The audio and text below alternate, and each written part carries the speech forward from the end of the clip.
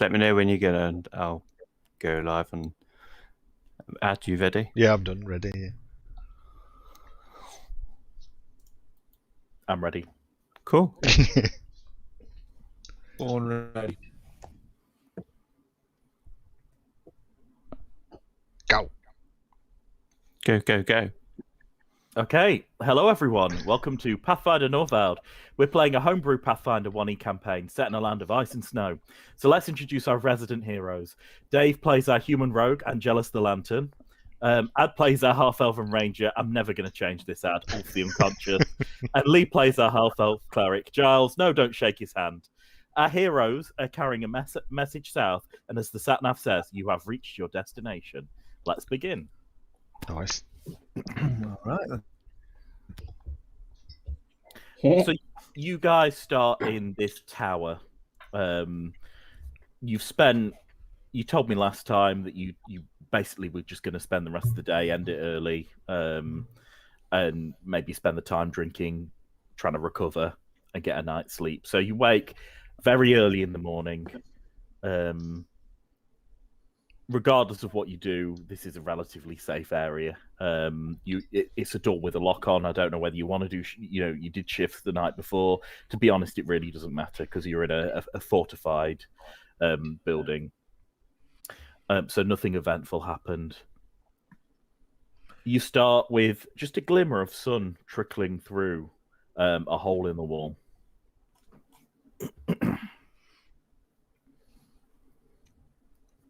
So, Okay. I'm sorry. I guess we're waking up here, right? And go. Cool. He said breakfast Okay. that was provided, didn't he?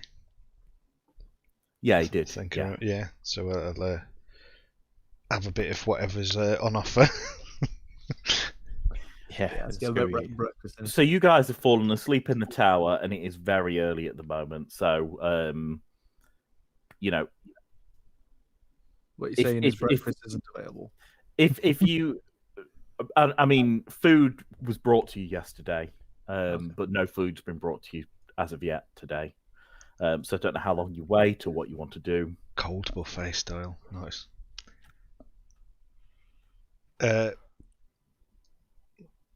I might get up and take a wander over to the main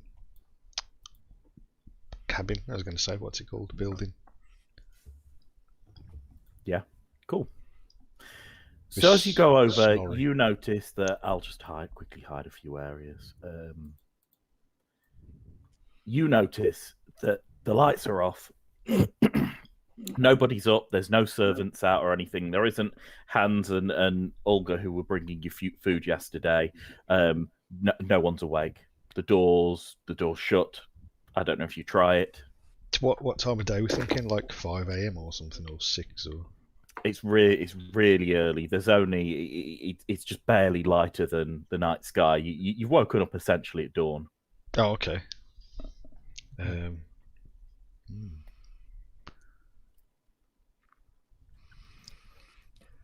Should we go for a walk? Well, Yeah. yeah, but I'm guessing there's going to be nowhere open yet. We can go see if anyone's awake. We can always. How far was it to the? Did we ask how far it was to the main town? I don't remember if you did or not. I think you spoke to Leaf, didn't you? And you were asking him about where things were, but he only really told you where the location of this place was. Yeah. Because we spoke to Snorri, didn't we? And Yeah. Can I get a perception from you if you guys are sort of out and having a quick peek around the grounds? yeah. 25. Cool. Ulf. Is everyone else rolling, or are we just relying on Ulf's 25? Oh, like 25. Yeah, that's fine. So, as you poke around, you notice that there's a small sign, and etched on it is pointing the direction of the path west, and it just says "Blad" on it in the common tongue. Doesn't say mileage or nothing, or. No, it's just a small sign, arrow, direction. Well, we need to get to Blard today anyway, don't we? So, shall we make our way there? Yeah. Why not?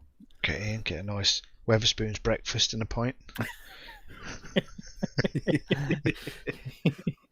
Oh, no. Why not? So you begin your journey following this road then. Give me 1 second. Can I get some perceptions from you all? 24.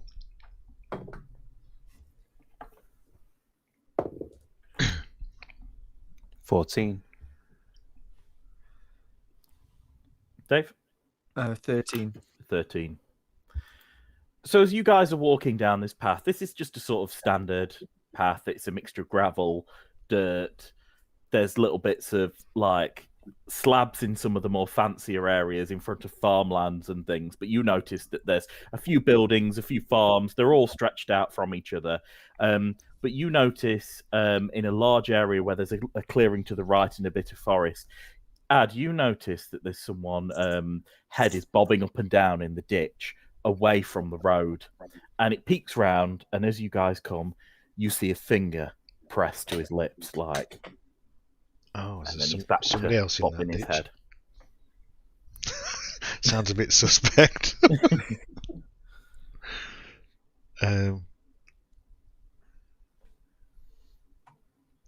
Did he look like an armed person, or looked your everyday? You really saw his shoulders, but he looked like he had. You saw maybe the tip of something wooden. You saw a cap on him with a hooded shawl as well. So this is someone who's rugged up to the elements. You didn't notice any armor.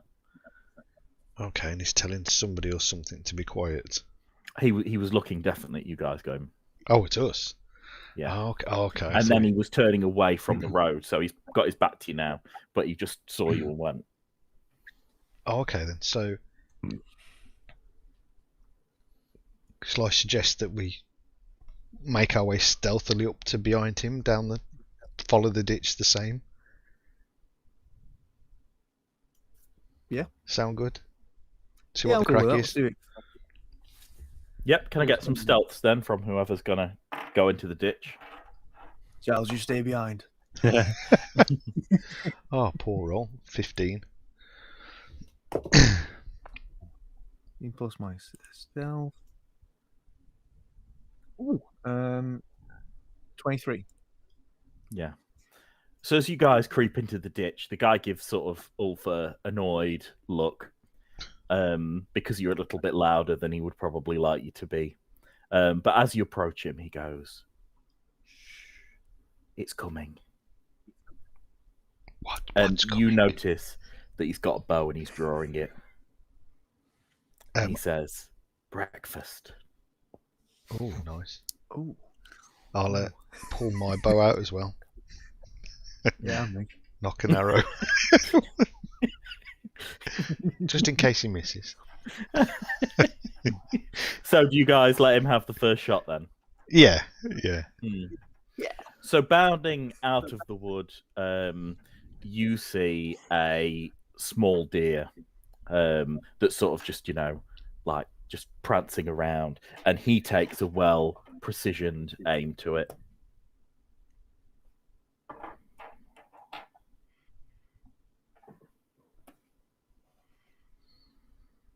And the arrow goes in its rump, and the deer just, startles and bolts. Yeah. Have we got a chance to take a shot at it before it bolts? Yeah, can I get some initiatives off everyone to determine who goes what when round? I mean, I don't have anything really for shooting arrows well, so You're out of the ditch anyway, Lee, so you don't have to roll anything. that's good. 8. I guess. What did you roll, Dave? 12. Cool. So both you got the same one. Who's got the higher initiative? I rolled an 8, so Dave. Oh, sorry, Yeah, 8. yeah. Sorry, I don't know why I thought 12. So Dave, you go first. Okay. Oh, natural 20. Oh, nice. Roll Ooh. again to see if you crit. Okay. 18. 18. That's a successful crit on this deer. Can you roll your bow damage to see if you and double it, please? Okay. I roll a 2, so that's 4. Actually, is it ×2 on your? I'm just going to have a look at your crit modifier because different weapons have different crit modifiers. So some of them are larger than others. Sorry, your crit is ×3 on your short bow. Oh, okay. So sorry, what did you roll? I rolled a 2, so 6. 6, yeah. So 6. So you deal 6 damage to the deer. Add your turn next. Oh, nice. Didn't finish the deer off. No, badly wounded. But,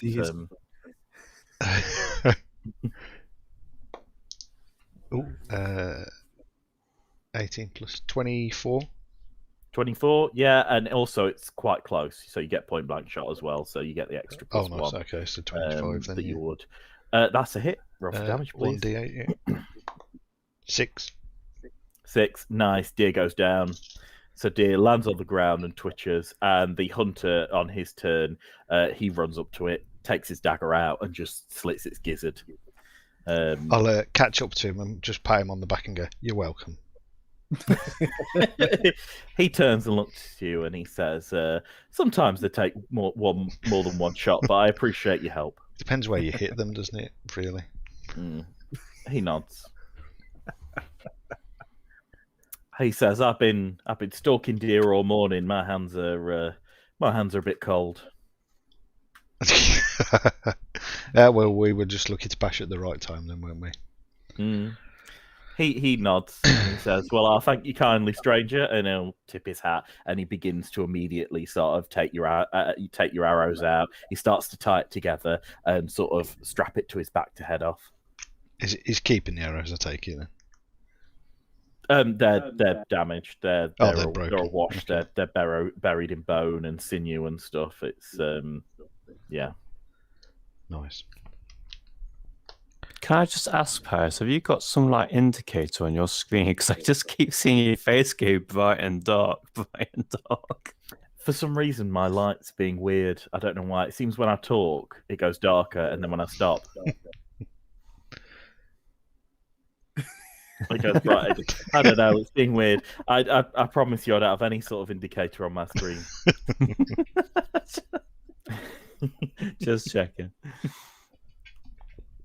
So Okay. I'm still a little away from you guys up a ditch because I'm about as silent as a can attached to the back of a car. I'll wave over the old to Giles. I'll clonk along. Ooh, food. So he immediately, this hunter just goes onto the road, straps it to his back, and begins to start dragging it home towards the in the direction that you guys were traveling in. Oh, okay. So he's following us the same way. So, Well, he's ahead of you now. He's just, he's on his way home, determined. So, what's your name? He's about 10 foot away from you, and he turns around and he says, "Oh, my name is Olav." Olav. Greetings, Olaf. Nice to meet you. And are you from He Blard? shakes your hands properly. He comes over and he shakes your hand, Lee. Oh. Me and Dave are just like, oh, that's okay. He says, "A pleasure to meet a man with manners." Pleased to meet you. I am Ulf. This is Angelus, and this is Giles. Yeah, he shakes everyone's hand. So, what's new in the town? What's new in the town? Mm. Oh, well, depends which town you mean. There's Blard coming up, and there's across the lake there's Scraybard. I'm from Blard myself. Blard. There's quite a few things that have gone off recently. What do you want to know? Are you guys not from the area? No, we're not. We heard about a murder, murmurings of one. Oh yeah, terrible tidings in Blard. There's been a couple of murders and quite a few disappearances as well. in the city, in the town. It's always been a bit rough, riffraff and that, and people not paying their debts and all sorts of things going on. We have a few gangs as well, but never anything like this. They're calling him Faceless. Also, they know that it might be somebody then. Well, don't know. Town folk, you know how they are. They talk. They're calling the killer Faceless. Some people say they see a young dashing rogue with no face. Other people are saying they see a large beast in the night. Everyone's just scared and making up all sorts of stuff. Okay, just Faceless seems to be a common description there. He nods. So what about this missing priest? Do you know anything about the missing priest? Is it The priest this of to do with the same? Caestus, he says, I That's didn't know the he was fellow. gone. Oh yes, apparently. He sort of shrugs. He says, I've been out of the town for a few days. If he's disappeared over the last few days. I know nothing about it. I would check the house of Caestus. Is that in Blard, is it? He nods. He says it's right in the centre, tallest building, can't miss it. It's the one with the bell. Right. Cool. How else can I help you, gents? Is there any local ware shops around we can buy some goods from? We've got a full marketplace. Is it- Down by the lakeside, we've got a large open market. It's market day today, coincidentally. Oh goodness. Mm. Nice. Oh. Where's this market? Lakeside, you can't miss it. It's if you get to the place with the bell, you just need to head to the water, and you'll start seeing stalls. It's one of the largest areas in Blard. It'll be where everyone's going today, market day, and we hold market every 3 days. And what time does this start? He says it will run all day. Will it be going now? Is it too early in the day for it to be running? He looks at the sky and he says, you might get people starting their stalls. I'd suggest you wait somewhere for drink, food, enjoy the delights of the town. You guys look, and he sort of checks out your outfits. You look like you maybe need some town hospitality. Do you recommend a place that's not too bad for our stature? Aye, the Haunting Horn. As good as any. The what? The Hunting Horn. The Hunting Horn Inn. Nice. A lot of the other establishments don't seem to have a lot of food at the moment. We do have a bit of food shortage at the moment, and I can get a lot of good money for this deer. So he sort of nods at you all. Fisheries seem to be a bit low. So really, the Hunting Horn seems to be the only place that has a lot of food, which seems strange to me because they've not paid me for my meat in a while. Oh, okay. Mm-hmm. They seem to be the only place getting food. Getting more food than other places. They've always been relatively busy, but maybe they stocked. Maybe they're paying another hunter that I don't know about. But they've not been buying as much from me and my friends, and they don't seem to be short on food. So you don't. So it's not like food scarce at the moment. It's just that there's nobody selling it. He cocks his head and he says, "Food is a bit scarcer. You'll have noticed it's been a bit more pricier than it has been, but that's because we've had a harsh winter, and we sent many of our warriors away so they wouldn't eat out of the stocks. Right. But it seems like the old Hunting Horn hasn't had any problems." Nice. We'll head to the old Hunting Horn then, I guess. Get some breakfast. He nods. Yeah, sounds like a plan. So Happy shall hunting. shall we head to the Hunted Horn or Hunting Horn? Oh, Do it. Yeah. So it doesn't take long. You walk with this guy for about 15 minutes until you see the town of Blard. Now, you're in a valley anyway, so it's actually a little bit of a walk up to the lake.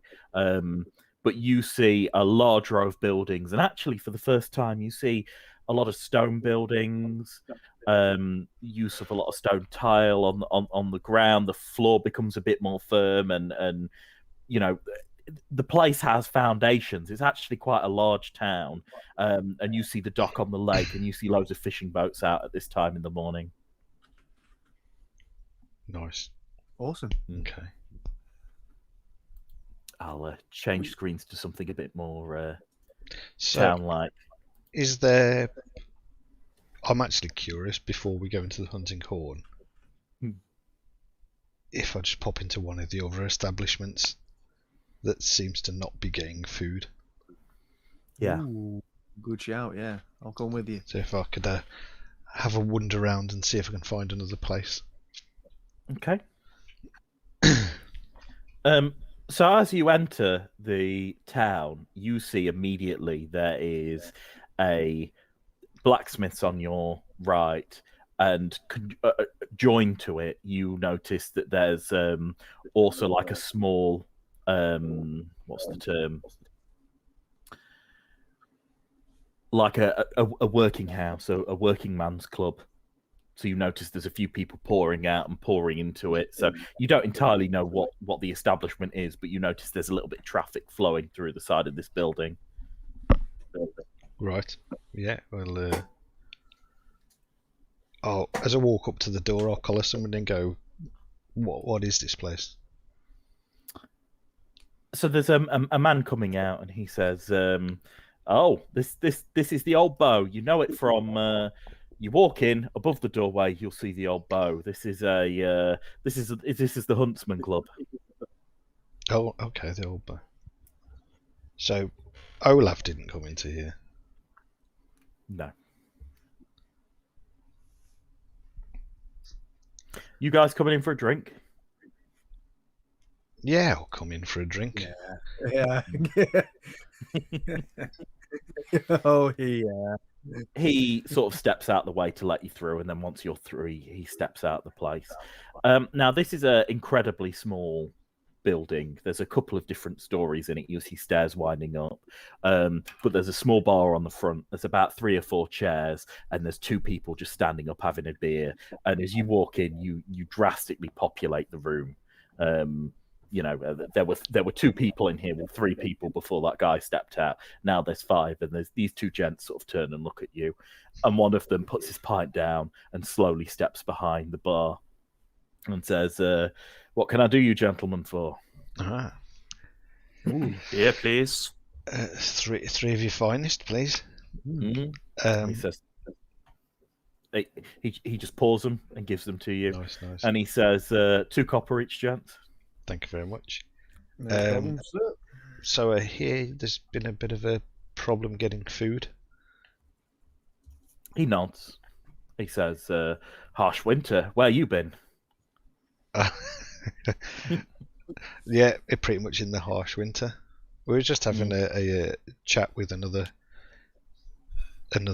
villager. Is it villager? Town. And he seems to think it's strange that the hunting horn seems to have plentiful food, and you people like yourself are struggling to get it. He looks at you and he gives you a bit of a peering eye, and he says, "I suppose I've not thought about it that much, but they do seem to be able to cater a lot of people. We're only a small club, you see, but we have a lot of hunters coming in and out and want to trade with us. So we do have one of the better stocks of meat. But yeah, for some reason, the hunting horn hasn't had the dip in ability to serve people. And I mean, I went there the other day. I don't know how they do it. Their serving in their meat pie was incredibly generous. Do you know what? I've just had a thought of what's being served at this hunting horn inn. Yep. The missing people have just clicked. Yeah. I clicked at the exact same time. Saying that, then I was like, "Oh, hang on." So we're not eating at the hunting horn. Okay. Yeah, well, Do you have any food currently available? He nods. He says, potatoes, please. He says, "I have a bit jerky, boiled, same as most places. I have a few grains for ration. I could probably cobble together a pie. We don't get many people coming into to eat in here. It sounds But like yeah. the better place to be eating. So yeah, we'll have some of whatever you can cobble together. He is I'll just have strangely a proud that you've given him that compliment. He sort of shouts behind the back and he goes, Bob, fire up! Bob. We've got people to eat. Bob. And yeah, it probably takes about an hour, but you are all served a very stingy meat pie each. Lots and lots of Really, pastry. really small portions, very bland. But he seems oddly smug as he brings it over, and he serves you 3 of these meager pies, and he says, 4 copper each, gentlemen. I'll More cash. yeah. Oh shit! How much did the beer cost? I forgot to take that. 10. 2 copper. 2 copper. 2 copper each, so we're on 6 copper now, minus for everyone. I'll give him. Cool. From me, I'll give him 8, Mm. and I'll just say thanks for the chat and the information that you've given us. He nods. He says, "Where will you chaps be staying?" We're Why currently don't you have a staying at Snorri's given us the old tower with the crossbow in it. He goes, "Oh, you guess of Snorri," and he immediately pours out 3 more beers and throws them at you, and he says, "Well, this round's on the house, gentlemen. Oh, that's very kind of you. Yeah, thank you. Snorri does us hunters a kind turn. He lets us hunt on his land, and when winter was particularly hard, he gave us the honey for mead from his apiary. Okay, so he seems like a nice chap then. He's a good man, bit full of himself, but popular." They're all full of themselves, of that stature, aren't they? He laughs and he says, rightly so, and begins to mop down his counter. Nice. Ah, okay. The other man sidles up to you and he says, "So, where you gents hail from?" Pient, a place near Spard. He nods. "City boy, eh?" Yeah. Well, sort of, yeah. What the women like there? You know, not bad. Bit racy. They're not like your country, naive country girls. He nods and he looks at your ears and he says, "Exotic, I bet." Oh, indeed. He sort of gets a bit close to you and he says, "Who's the creep in the dress?" and nods at Lee. That's Giles. Whatever you do, don't shake his hand. And don't let him hear you say creep in the dress. He says, I had a cousin like that. Wouldn't want to shake his hand either. Hands always in his pockets, if you know what I mean. I thought you were going to say wearing a dress. No, he shakes his head. Didn't get out much. Ah, okay. Giles overhears some of this. Can I get a Really? perception off you, please, to see how much you overhear?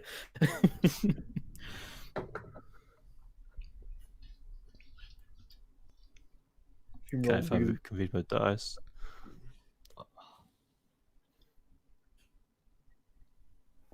Math 11. 11. So you get the odd bit of conversation. So you heard dress, you heard creep, and you saw him nod to you. That's all you know from that conversation. And it was enough for me for Giles to start thinking in his head that he might have to channel some negative energy if he hears anything more. This guy downs his pint, says thank you kindly to the bartender, or the it's not exactly a bar, but he nods to him anyway, and he says, "Enjoy your day, gentlemen. 'Tis market day," and he heads out. So I go, so bartender, I forgot to ask your name. I know, obviously, your wife's Babs, is it? In the kitchen? Bob. He says, "Bob's." And what's your name? Yourself?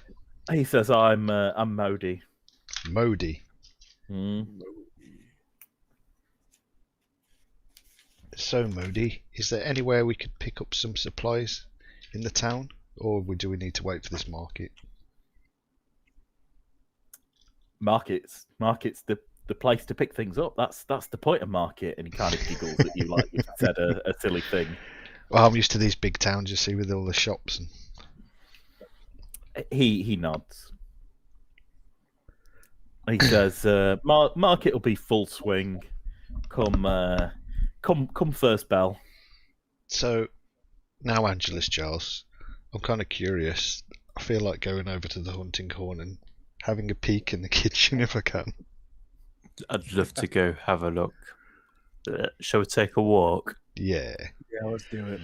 Thanks, Modi. We'll shall see you again, no doubt. He nods. As you leave, you start to hear a bell ring. Very briefly, it rings for about 5 seconds and then it finishes. And you hear from the shout from inside the place. He shouts, "First bell!" I'll pop my head back in the door and go, Moody, what was that all about? The market will be in full swing. He says, "First bell." This I is thought you were town folk. we don't have first bell where in Pient. He says, "How do you know what time of day it is?" I just look up. He laughs and he says, "Well, there's a bell. There's 4 bells in the day. Ah. There's first bell that starts the morning. There's the second bell at lunchtime. Then there's the third bell in the afternoon, and the last bell in the evening." What's the evening like round here? Dark. there's no kind of nightlife or Nightlife. Where do you come from? This is a quiet town. You want to be off the streets by night time, unless you're looking for some ladies of the night. But we got Giles. We're fine. he nods satisfied with that response. Yeah, we'll carry on over then to the old hunting horn, I guess. He just kind of like gives you a last comment saying, "Well, taverns will be open. Most people tend to drink their work day away and then stumble home. So there's not so much a nightlife, but there's a good evening life." Awesome. Cool. Okay. Cheers again. Bye again. Certainly well. Oh no. Yeah, Let's so get to this dodgy food the hunting horn. place. Yes. So you guys begin to meander down the street until you get to the center. So you've been walking the whole way until you get to this really tall, large building with a bell. And right next to it, you see a large building, and it's got a horn depicted on it. Okay. And quite a few people are going in and out and laughing and like shouting, "Thanks for breakfast." So that the place with the bell, is that the House of Cassis? Yes, that's what was described to you by Olav. What do you reckon? Do we go to the hunting horn or to the bell, the Cassis? Because the missing priest is from there, isn't he? Yeah. I mean, we can always go to there and see if he ever ate in the hunting horn. At his fellow. See if he ever ate there, and if he's ever been eaten there. You know what I mean? Yeah, I don't know whether we go and ask questions in there before we go into the pub. I think we should go to this pub. You want to go in the pub first? We'll go in there first. Then. I really want to go in there first. Okay. I've got a bad feeling about this. Oh man, if our evil cleric is getting bad feelings, man.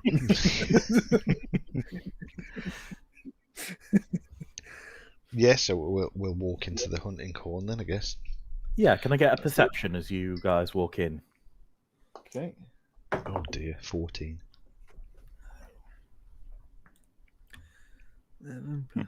11.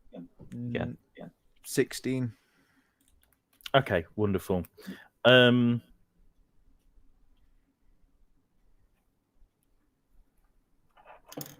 you.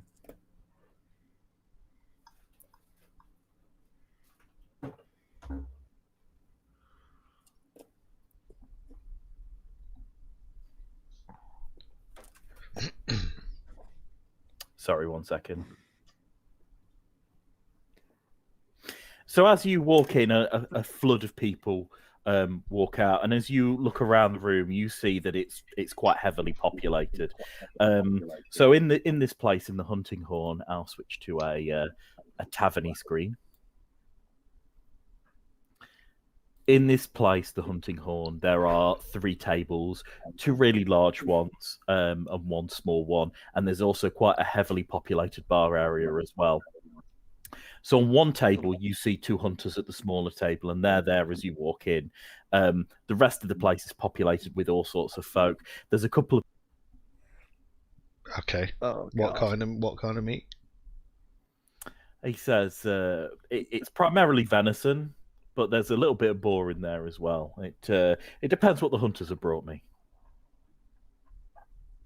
Nice. In question, the boar. I'll try Oh, the boar, A beer? please. Boar pie. He says, "Well, it's a mix of meats. It all goes in the mincer. It's part boar, part venison. So you just get the 1 meat pie." Okay. Mm. So yeah, I'll order that. Okay. He wants 4 copper for the pie. I'll give him 4 copper for the pie. Okay. So you're not waiting long before a very large steaming pie comes out. The pastry is really stingy, but the meat section is really generous, and there's a really thick gravy. And he passes it over, and he says, "The best mouth-watering pie that money can get you at the moment." Nice, thank you. I'll just thank him for trying to shoo him off. Yeah. sort of thing. Where do you eat? Do you eat at the bar, or do you eat sort of at the empty long table at the back, or where do we'll sit at this long table, I suppose. Yeah. I'll just get my dagger out, and I'll peel the pastry back and just smell it and see if I can just make out anything if it does smell like what I would know that kind of meat to smell like. Okay, yeah. Can I get a knowledge nature, please, from you, Ad, as you begin to peel the pie? Can I appraise it? Can I appraise meat?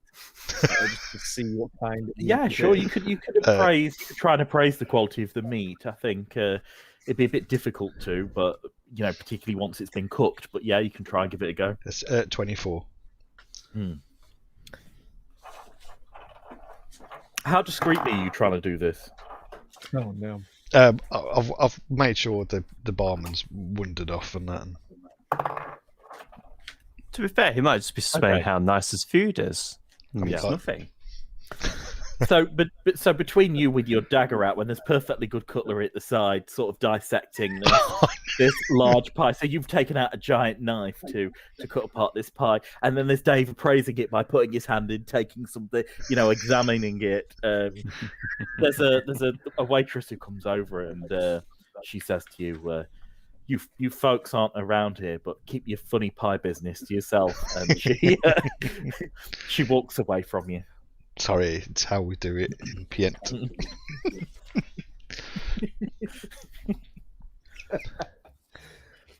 Okay, so did I get anything from that then? No?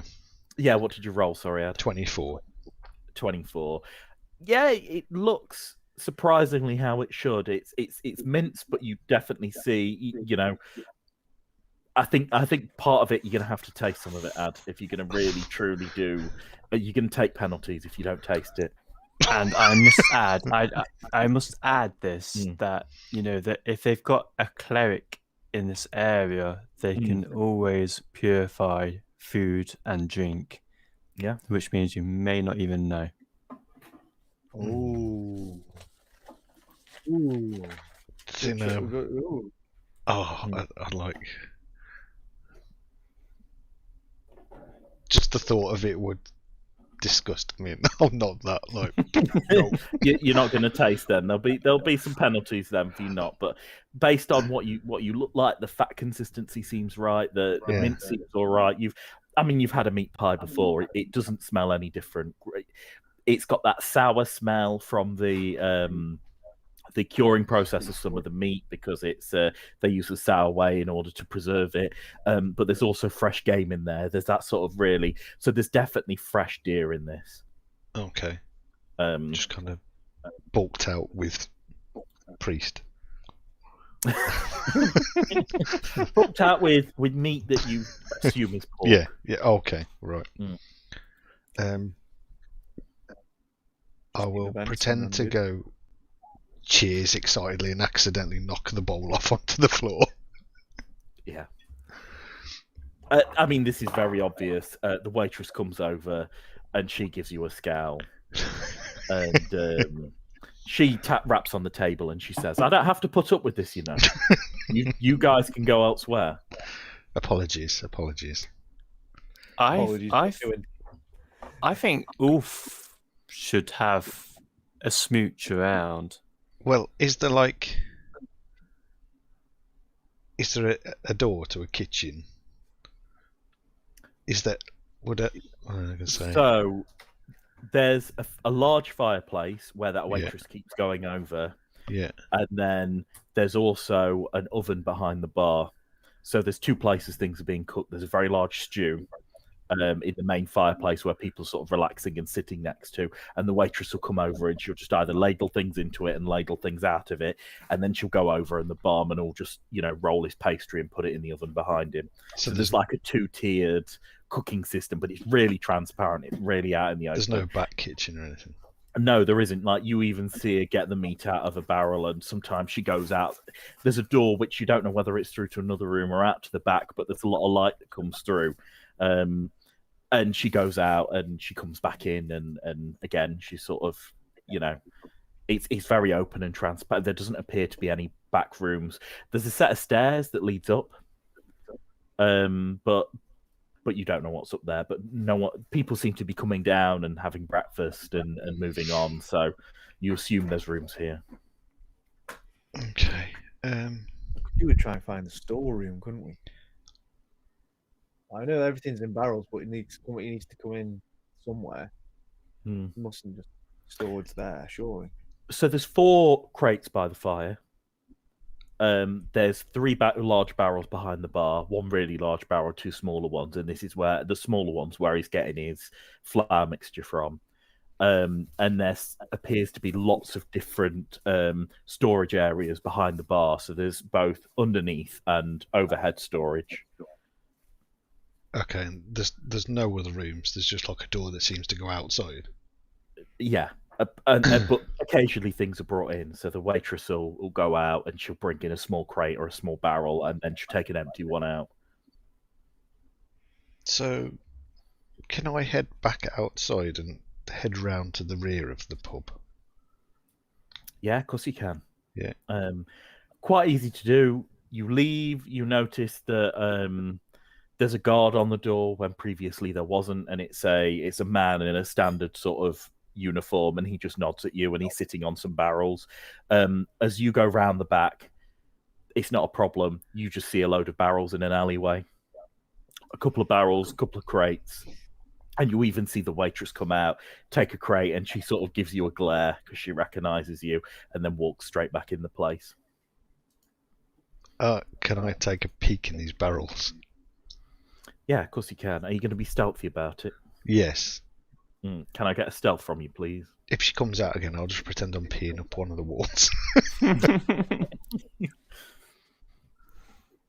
Oh, this isn't where I left my car. 21. 21. So you sort of crouch behind a crate then, all stealthily, and you can open up that one if you like. The lid's on the top. You pop it. Can you give me a perception to see what's inside? 20 plus 30. 30.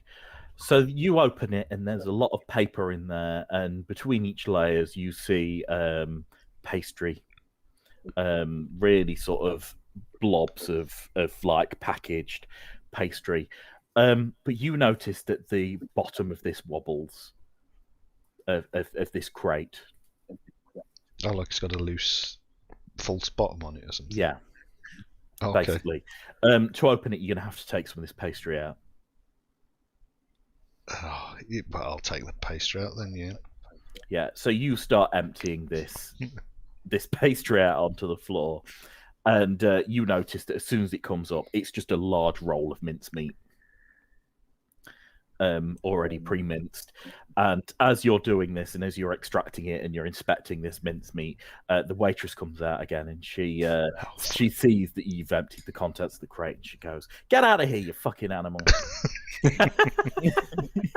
And she takes a manky washcloth and she lobs it at you. See if she hits. Yeah, you're covered in kitchen grease now. No, like nice. just a big slap on your face, and it like trickles down your face. It's really gross. Okay. And she says, "What's wrong with you?" I'll go. Does she appear like she just works there? She's not like his wife or anything, or You have no idea. You have Okay. absolutely no idea. She says you come in, you start being weird with the pie, you tip it everywhere, and now you're going through the ingredients, making an absolute mess. Oh, there's pastry on the floor. What's wrong with you? And she comes over and she's going to give you a slap. Do you resist? no. No, she gives you a firm slap on the face. Not hard enough to do any damage. She's not intending Okay. to, but it smarts on your face. Actually, you will probably take non-lethal damage. Take one non-lethal damage, please, Ad, as she belts you around the face. And she says, "Clean that up." "I'm not cleaning that up. You can clean that up this time." And she sort of sits on a crate with her hands on her hips. And she says, "You put it all back. Okay. You do it now." I'll start clearing this up and putting it all back in. And while I'm doing this, I'll just sort of question her, but as if we're just having a conversation while I'm cleaning stuff up. So I'll be like, "Oh, is this your establishment? Do you run that? Is that your husband behind the bar?" Did your mother teach you any manners? Not really. No, she disappeared and died. Hey, can I get a diplomacy, please, Ad? Oh God. Oh, that's It's something terrible. that some people may soften up to. My diplomacy is -2. She may not be as sympathetic as someone normally would. 13. 13. She sort of gives you a frown and she says, "Well, that's no excuse then for your manners. Now, I understand that life's probably been very hard for you, but there's no excuse to make my day more difficult. I bust my ass serving customers, making pies, and you come in here and you ruin my day." Apologies. I apologise. Is there any way I can help you and make it up to you? She says, "Just stop being weird. just stop with the, come in, eat the pie, or if you don't want it, it's okay. Have a drink instead. Just don't come. Just don't give me a cleaning job to do. I clean up after you fat slobs enough as it is." So I haven't found anything suspicious then, have I, at all? I've just looked like a complete lunatic.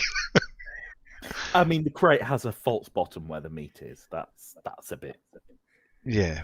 Whether they're hiding it because it's so out in the open, or I mean, you could think of 100 different reasons, but there is a false bottom on these crates. Maybe something we can do in the night time. I'm going to say I can't really keep asking her where she gets me and everything from, because she's just going to batter me. Once you've got everything in the crate, I don't know if you finished yet, Ad. Yeah, I'll finish tidying it all back up. She says, "Now, next time I see you, I want to see you on your best manners and best behaviour, and you'll tip generously too." And she sort of taps on the crate. She says, "I deserve that." And I'll head back around into the bar. I'll walk straight to the bar and order another 3 drinks for us, and I'll be one for yourself, barman, and one for your lovely assistant. And here's a tip for the lovely service. So how much do you give him? He says it's a copper per ale. So what? How many is that then? Four ales was that? No, 6 out. How many of us? 3, 5. 3 of you. 5 ales then, and I'll give him 10 copper tip or something. Oh, okay, cool. So what, 10 in total? So it's a 5 copper tip. Yeah. Okay. He takes it and glances it around. He says, "Thank you, kind sir." Thank you. And he says, "She's not my assistant. She's my lovely wife." And very lovely she is too. He nods. He whispers in a low tone, "But she's a bit of a battle axe, isn't she?" Yes.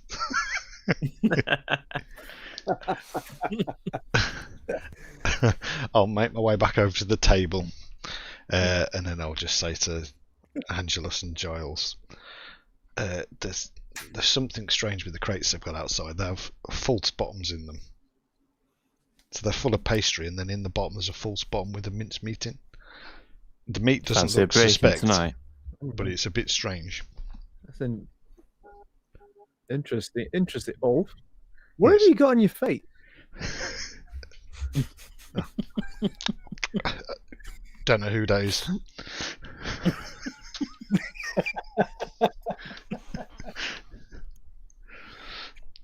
Well, I say we come back. Actually, I'll discuss this with you guys later. Let's walk out of here first. As you drink your mead, you notice that they are watered down to anything. This is like the weakest. This isn't like the Huntsman place where you paid, and had really decent thick ales and meads. This is weak, really weak. It's the weakest alcohol you've ever had. Is this like going abroad to Magaluf? It's worse than that. It's worse than that, Lee. It's the Miller of lagers. It is, yeah. It's really badly watered down. Okay. Should we head to Cassis, the House of Cassis? We need to go to the market, don't we? I mean, I'd rather us go there before one of you die. Did you just slap yourself, Angelus? No. No. It looks like Ulf's been slapped. Just saw this hand go. Dish. Was it a quick scratch? Yeah. Let's head to this market then, Yeah. Awesome. We definitely need to try and get some health or life-saving potions, especially for you, Rubik. Indeed. I'm screaming for a health potion at the moment. Oh, take balls. Where's my character? I've made a market map, so I might as well show it off. Oh. I'll import your characters in. I've not yet.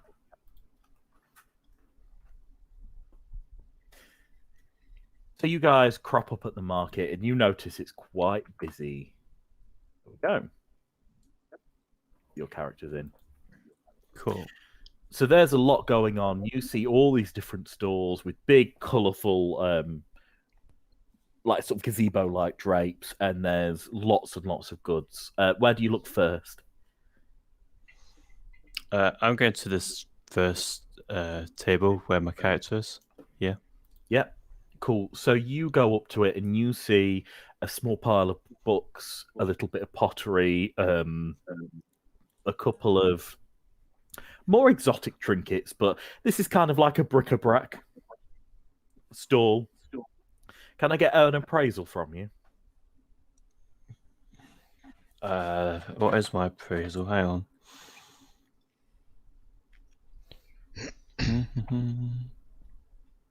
Appraise -2. This will be good.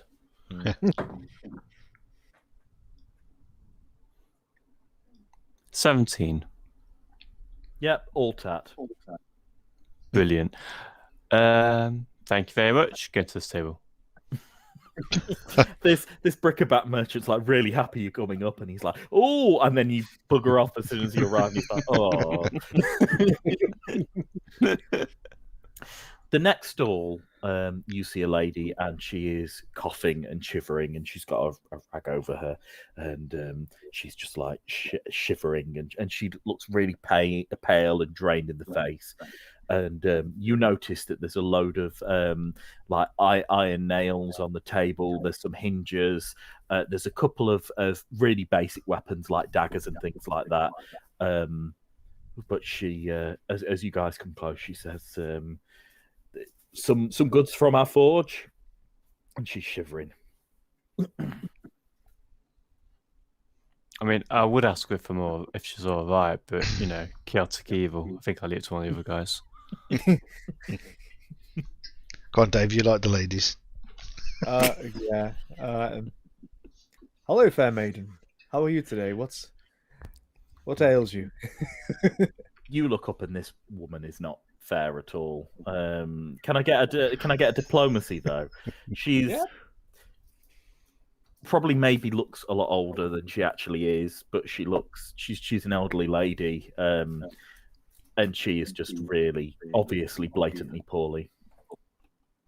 Cool. Well, I rolled 20. So I'm 27 for my diplomacy. What little colour she has returns to her cheeks as she sort of blushes, and she says, "Oh, I'm feeling it a bit. I can't seem to get rid of this illness. Don't worry, it's not. Doctors told me it's not. You can't catch. Not a doctor. She says clerics told me you can't catch it, but my sons are off to get some herbs for me from the forest of Aswaya. Oh, They should be back any day now." They're not coming back. Do you say that? No, I was just thinking it. Oh no. Where you from, strangers? We've just travelled from somewhere where we did not see anyone on the way here. We've just travelled from the moot at She goes, Thrin, the moot. That's the Thrin, yeah. So we've just been at the moot who's at the Thrin. next Jarl then? And she's shivering. Oh no, I think I just realised who she is. That went quite wrong. Oh, come on. And Dave's caught up. Oh no. So, usual comment. How much mead have you had? Oh no. Oh no. Carry on. Sorry, carry on. You know what? I'm missing the thing. I think. Who is it? I've been right. Guy, okay. Let's just. Do you not remember when we crashed the boat and there was the 3 sons? Yeah. I know who that is. Yeah, so it's not somebody we've met before. Oh, okay, sorry. Yeah, I thought Dave thought it was somebody we'd met before. No. This is. Oh, okay, the penny's just dropped. That was She's yeah. Okay. Yeah. Oh no. I just all of a sudden just stand there wide-eyed, just like. So okay. I'll just forget. I guess news hasn't travelled this way. Then that the moot went quite badly. She shakes her head. She says, "Well, maybe some fine warriors like you will need some weapons like daggers, or you all seem very well armed.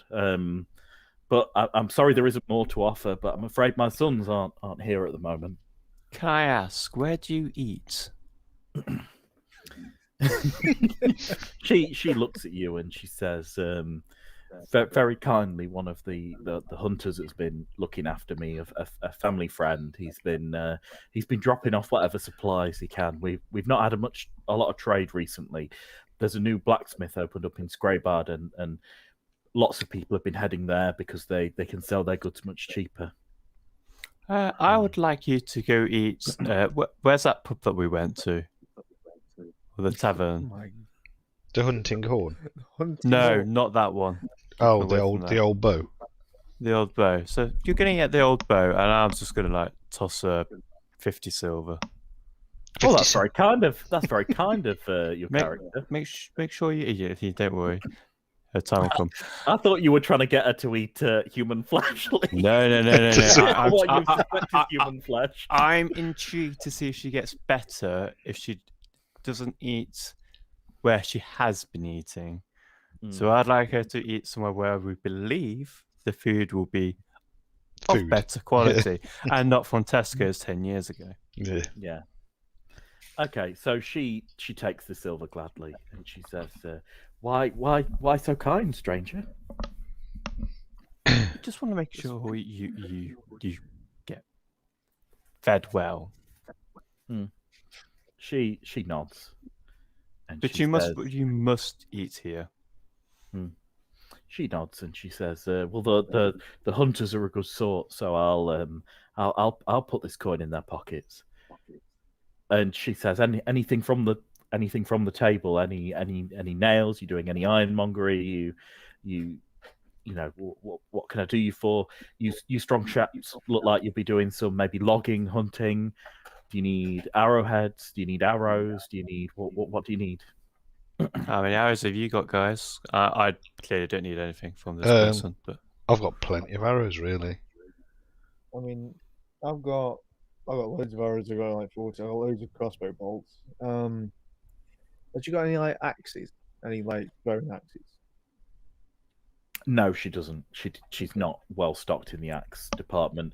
The axes she has aren't throwing axes. She just has a couple of axe heads, but she doesn't have any throwing axes. So there's nothing outstanding on the table. Just no, it's like just basic survival gear. For saws, daggers, arrows. She does have in abundance, and there's a couple of like while you're speaking, there's a couple of people just picking up arrows, throwing some coins on the table. So it's just come to my attention that I said 50 silver when I should have just said 5 gold. That's fine. Yeah, cool. Well, whichever, either one's fine. Whatever you've got in the pocket, I suppose. Yeah, if you've got 50 silver, she'll take it. Whatever coinage you give her. Don't give it all in copper, just like here you go. Yeah, 500 copper. She'd take 500 copper. No, I'm not giving that. I'll come check back on her later. Yeah. Shall we all give her some like gold? No, I'm good. Well, I have. I doesn't care that her sons are dead. Evil. Damn it. You're chaotic good to do just like evil. It may seem like a kind gesture, but it's all for myself. You know, I want to know what's going off. Is it because of the food she's eating that she's so ill? Will she get better if she doesn't eat human remains? It's a very, very clever point. I didn't even think about that. That's very I like that. That's an interesting one. Her son was looking ill, and that was a freaking tentacle beast coming at me. Yeah, that's true. I'm surprised you didn't get it out, Ad, and say, "Oh, do you know what sort of creature this is?" I forgot. I've got it in my bag.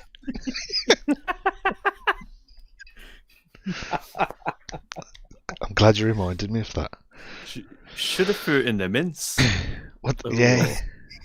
Gross. Yeah, I'll try this in your pies. Where do you guys go next? Or what do you guys do next? I'll bimble over to this next table with Giles here. So on this table, there isn't a whole lot. There's a poultry basket of fish that's just been this person's freshly salting, and she says, "Fresh caught fish." Ooh, how much is there? Not a lot. There's probably about 10 fish in total. I'll buy the 10 fish. Okay. So she says 4 copper each. Nice. Bargain. So I'll chuck over the 40 copper then, yeah? Yeah. Nice. She immediately starts packing up. She doesn't have anything else to sell. She thanks you, nods, and just starts packing up. Cool. Put the next one out of business. Yeah. That guy looks around and sees that you've bought her an entire stall of fish, and he's like, Big spenders, hey? What can I do you for? And you notice that there's a couple of vials out, but not a lot on his table. But each vial's filled with a different coloured liquid. And there's a few herbs on the table as well, but not a lot else. And he says, what can I do you, gentlemen? Do you have any healing potions? Healing potions, The please. chorus of everyone like, cure light wounds, please. He And says, and anything else you feel might aid in a fight? he says adventurous types, eh? Indeed. He says mercenaries. Yes. Of a sort. Survivors. Barely. He nods and he says, I've got a few things today. He says, I've got 2 potions of cure light wounds. Oh. Each one 50 gold. He says, if you pay me in advance, I can make more this week. But because they're expensive, I don't get a lot of demand for them.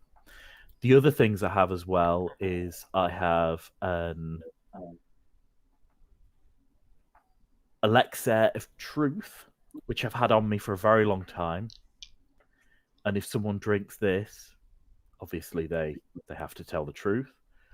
I also have an oil of magic weapon. So by applying this to your weapon, you'll add a magical effect to it temporarily. I'm intrigued. How much is your elixir of truth? He says 500 gold. Oh. Oh, who's up for a bit of killing tonight? 500. Well, no, because I'd like him to order some more cure light wounds. So we won't be discussing that in front of him either, because I'll just scare him off. Order in advance, you say? Excellent.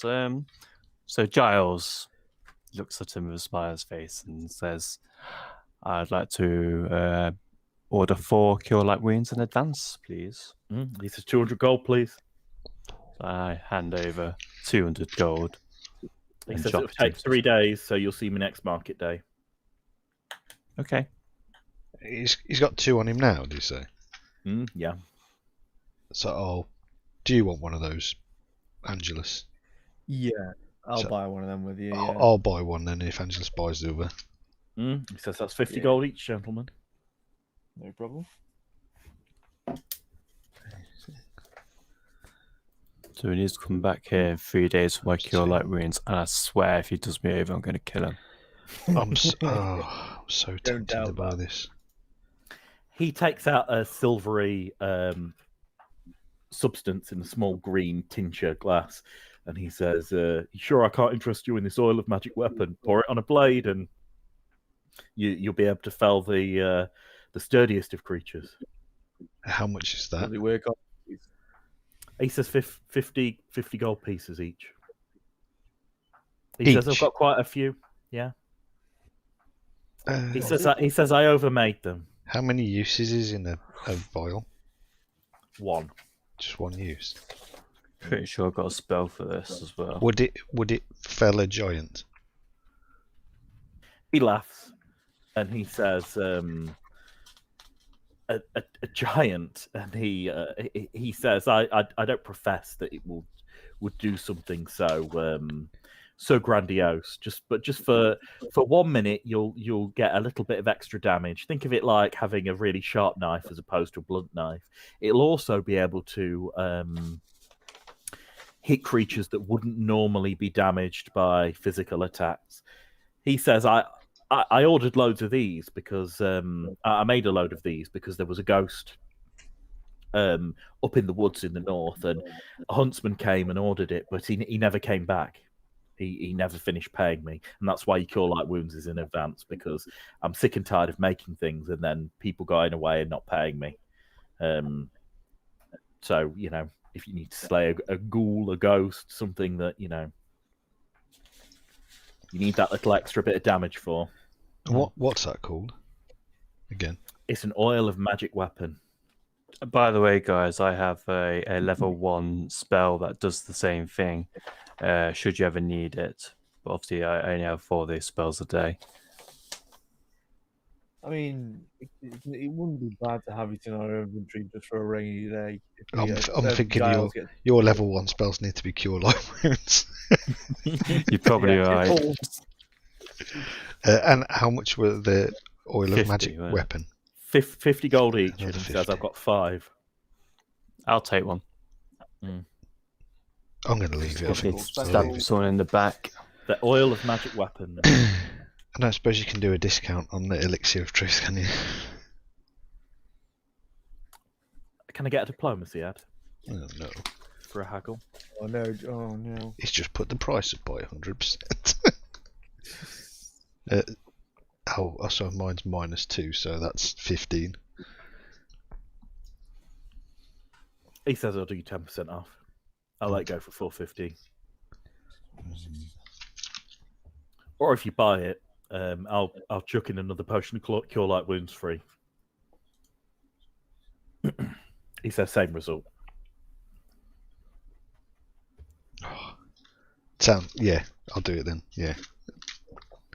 Cool. So you give him 450 and he gives you the, what's it called? He gives you the Elixir of Truth. Yeah. How do you know how we use it?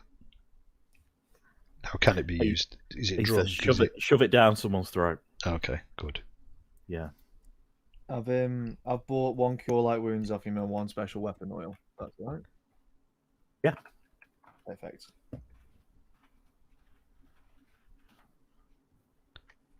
Okay. Next table. I shall see you in 3 days. Cool. I really need to write my sheet out again. It's getting worse and worse and worse. Oh, wow. Items lists are the worst. That's why I'm not managing your inventories, guys. You can do it yourself. I'm like, what the? He nods. He says, "Fare thee well." Cool. Yeah. He hasn't got anything else, has he? Really? Nothing that we.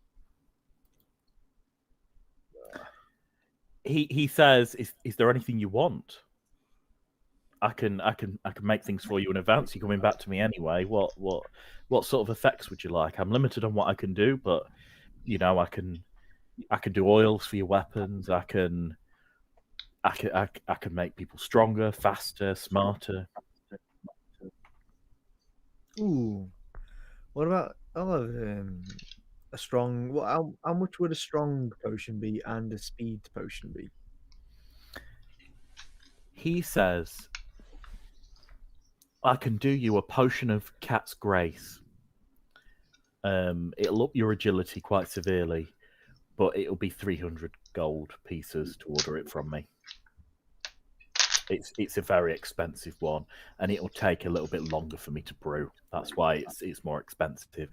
I'll have to, I wouldn't be able to sleep for a few nights." How much for the strength?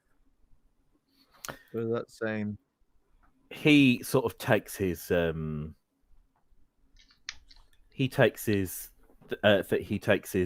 like paper out. He makes a few notes and he says, "Well, it depends what you mean by strong. I can do a potion of ant haul, and it gives you the pound for pound lifting power of an ant. Now you won't be able to accomplish great feats of strength like wrestle trolls to the ground. What it means is you'll be able to lift things, heavy things that you wouldn't normally be able to. So lots of goods. People tend to buy this from me if they're planning on hauling a lot of ore, a lot of wood." Okay. Something that they need to be carrying a lot of. One of them drinks this potion of ant haul, and they carry everyone's bags. That's how strong it'll make you. But you're not going to be able to. You're not going to be able to chop down a tree in a touch. That's not what it's for. It's not the type of strength it gives you, I'm afraid. Right. I was really hoping you'd be able to fell a giant with an axe swing. He shakes his head. Okay. What about... we'll back over. What about things for your weapons, Angelus? Like, could you put something on an arrow that could make a giant sleep? Like, sedative or anything like that, or catch fire? He shakes his head. He says, what you're talking about is drow poison, and I don't deal in that. Who does? Can I get diplomacy, please?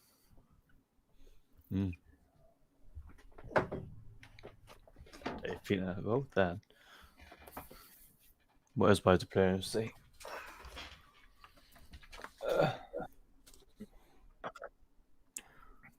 Okay, so 11. He shakes his head.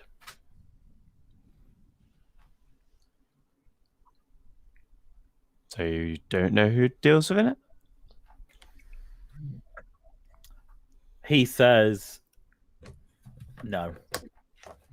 You could do a sense motive if you want, but he just says no and shakes his head.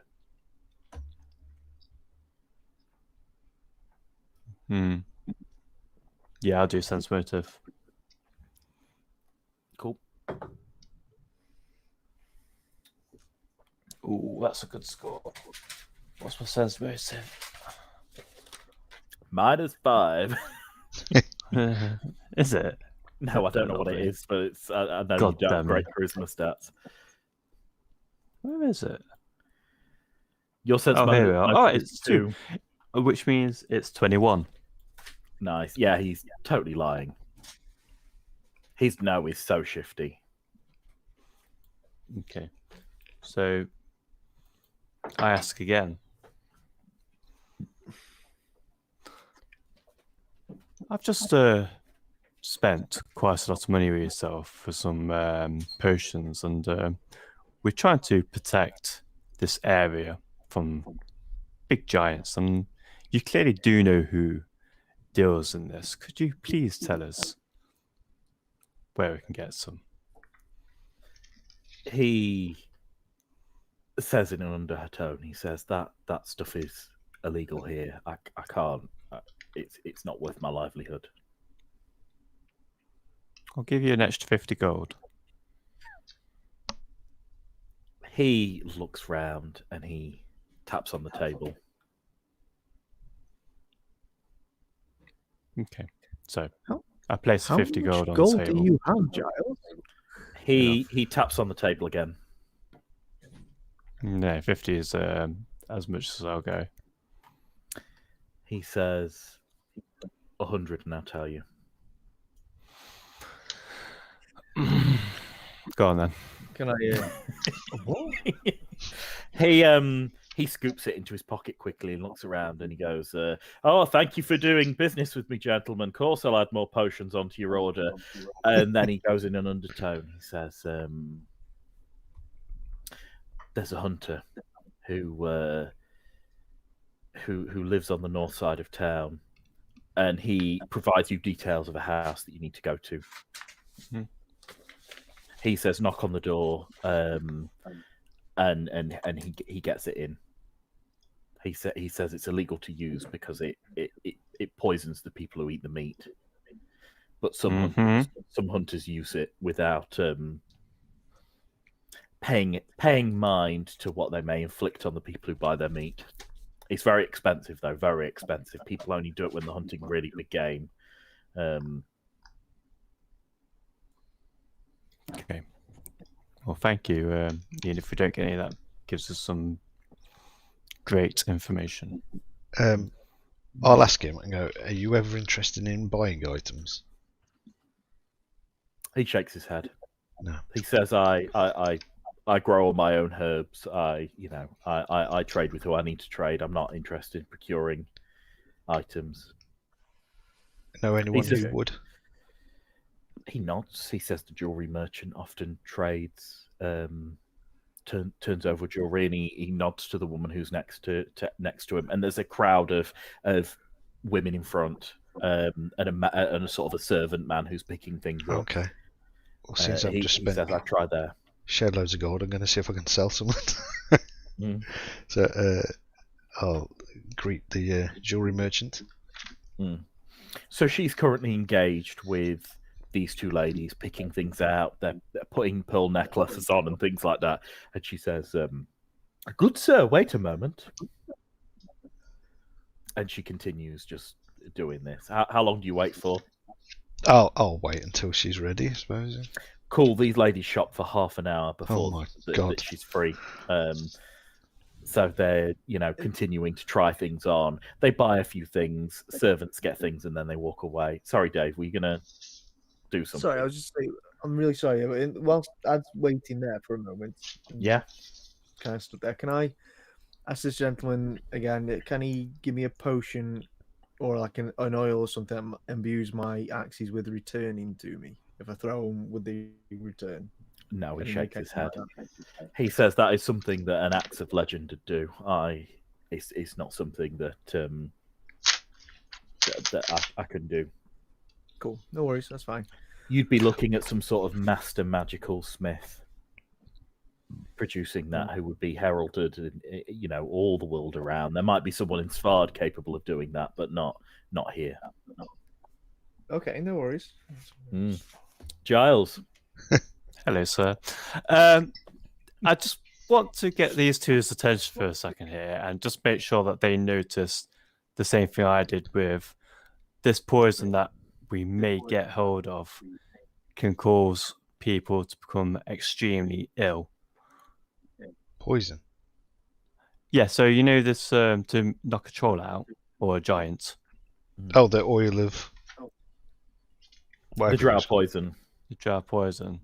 Well, here's the thinking. The thinking is the lady up here has clearly eaten some food with this particular stuff in it. I could be wrong, and it could all be speculation.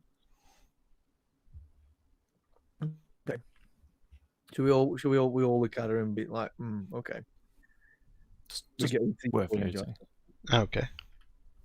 And if you're not careful, it'll be in your next meal. we shall eat the old bow.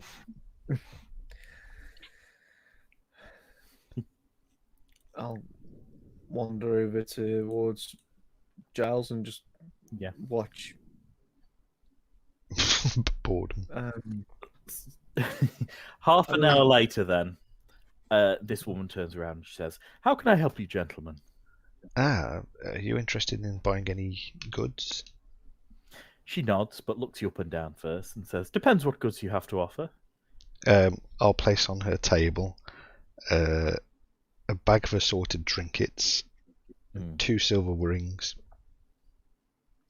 The assorted trinkets, are we talking about the assorted trinkets you got from the tomb? So the silver, the bones, etc.? Yeah, it just says a bag of assorted trinkets. Yeah, so as you empty it out, some of these trinkets are particularly horrific. So some are silver and bone, others are people's faces crying, others are just animal statuettes. So it's a real mixture of assorted things. But this has come from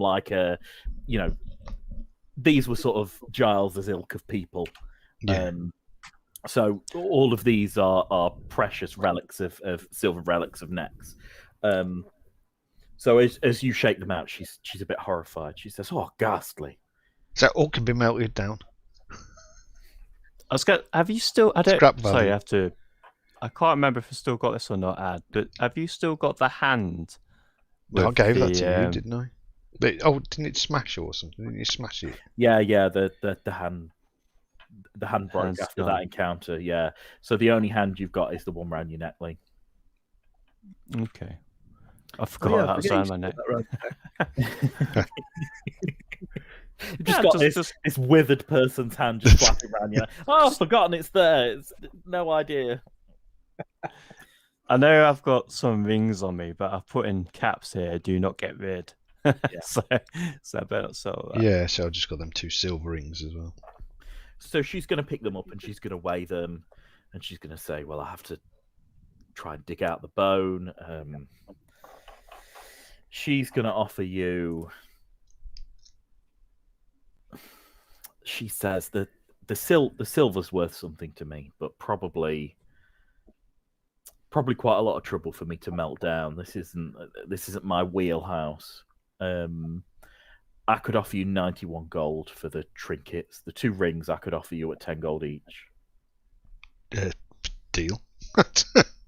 Yeah. So that's 110. Does that 111 gold 111. for all the trinkets on the table. And then I'll get out the gold bar and slap that on the table. Nice. One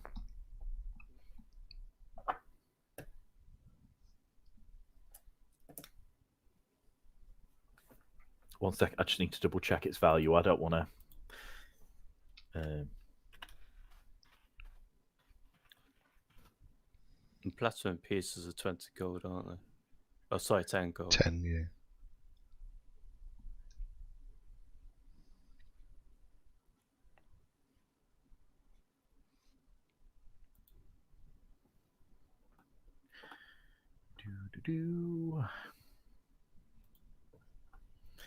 Looking for a pound of gold.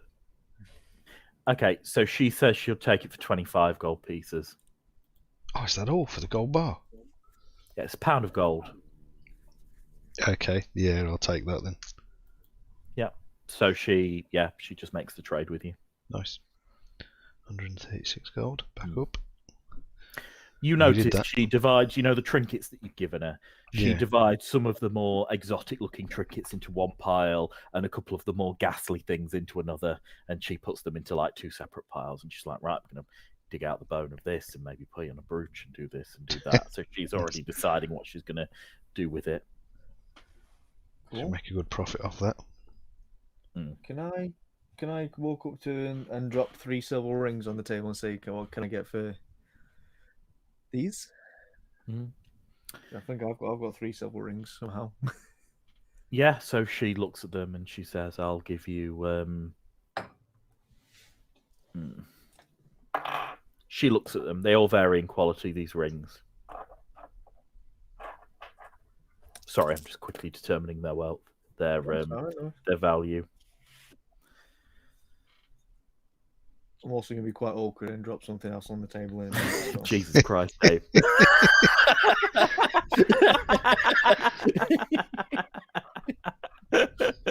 Control and jealous. She says 8 gold for all 3 rings. Okay, yeah, fair enough. Yeah, deal. Deal. 8 gold. What else are you dropping on the table, Dave? Well, I've got 4 platinum coins. Let's have a look at these platinum coins, see what she thinks about them. She says, you want to trade money with me? What are you buying? Oh, I didn't realise they were actual money. Like 10 gold. I thought they were like a particular coin of some sort. Like.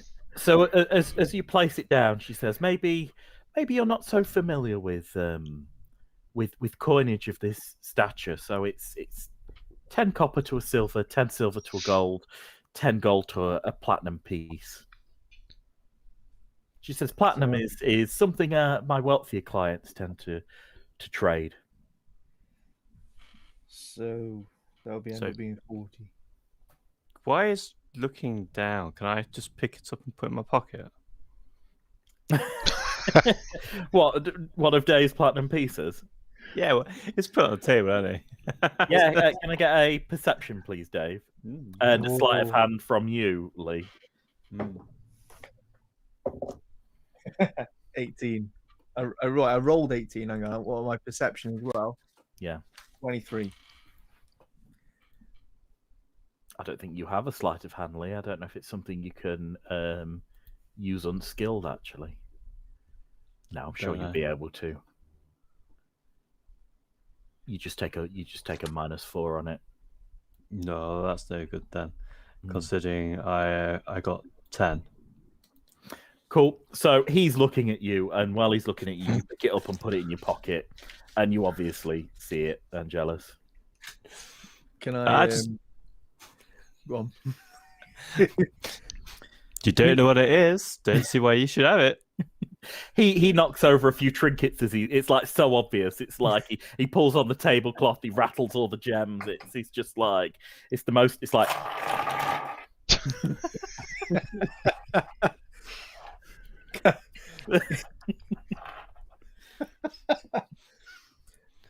Would you like this back, Angelus? I'll just unsheath an axe and just kind of go to him. It's like, give it back now. Give it back now. Okay, as you take out your axe, the guard barks, "Put it away, miscreant." Fine. Giles begrudgingly gives back the platinum piece. Thank you. I'll take my platinum. I take my platinum piece back off you, and then I'll take them off the table as well and be like, "Okay, sorry for the confusion. It's something that I misunderstood." I'll just take the coins back now. Let's have a look at what you got. Oh, actually, is the guy who sold the fish still here? The lady who sold the fish. The lady, sorry. She's okay. It's about half an hour later. She's just rolling a barrel away. She's packed up. She's off. So I don't want to buy anything off her. I just wanted to talk to her. Okay, yeah, you could probably catch her up. Yeah. So I just want to ask her if she provides any of the taverns with food. Yeah. So as you sort of come up to her, she starts rolling quicker, and she says, "No takebacks." She says, "You bought your fish. I'm not staying here any longer today." That's fine. That's fine. She nods and starts rolling at a regular pace. "What do you want?" So I just wondered if you provided food to any of the taverns in town. She in nods. Blard. She says, "Everyone comes to me." Do you ever sell to the Hunting Horn? She nods. She says, "Not as much as over the past few years. Less recently." Okay. Do you know anyone who does supply the Hunting Horn other than yourself, meat-wise? She shakes her head. She says, "Maybe some hunters. I don't know." Okay. Thanks. You may roll on. She nods. Continues rolling. She's got big barrel rolling arms. That's why I thought it was a he. Bit of world flavour there. Okay. Yeah, I'll catch back up with Angelus and Giles on it. Yeah. You've still got the jewellery merchant, by the way, in front of you. She's sort of staring at you expectantly. She says, "Do you have any other worldly goods?" What are you selling that isn't what I've just sold you? She says, "Pearls, diamonds, rubies. Anything? I have jewellery of all different flavours. A gold amulet from the west." Do you have anything magical? She shakes her head. She says, "Jewellery is magic, but nothing of the literal sense." Okay. Do you know anyone who might have? She says, "This is a small town. I see very few magical pieces. Anything that would be purchased is often taken up by the household of Frecky, the local chieftain. Yeah. They live at the longhouse yonder," and she points, and you see a large at the top of a large building with a large symbol on the top of the longhouse. It's a very well decorated. It's big. You can see it even from here, and it's got a very short wooden fence around the building. So it's an extravagant fortified building. Okay, so that's not Snorri. No, she shakes her head. She says, "There's 3 Loxon brothers. There's Frecky, Gary, and Snorri. Snorri lives," she points, "somewhere outside in Loxon Hall. Frecky's the lord of this village, and Gary's the lord of Scraybud." Oh, okay. So, which village is this? Blard? She nods. And Frecky's of Blard. So Because Frecky isn't here at the moment. Frecky's away. His household's here, but Frecky and Gary have gone to clear out some. She sort of shouts at the guard and she says, what are the lords doing? And he says, clearing out bugbears. Right. Can I Can I say to her, I've got something else that you might be interested in. And I pull out these. By the looks of it, I've got one gem of malachite or malachite. Malachite, yeah. Yes. Can I ask? Basically, I'll drop it on the desk and just be like, number one, do you know what this is? And number two, if you do, how much are you willing to give me for it? Give me a second. I'm just looking at my gems table. Yeah, no worries, dude. I'm just gonna drink my homebrew mead, Malachite. which may kill me tomorrow. Okay.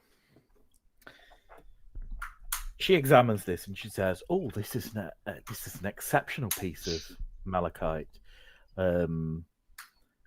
I would give you 19 silver pieces for it." Okay. What is malachite usually used for? Is it used for jewelry or? She says it's a semi-precious stone, often used for decorative purposes, statues, things like that. No, when you wouldn't use a diamond or a ruby, you would use malachite to enhance it.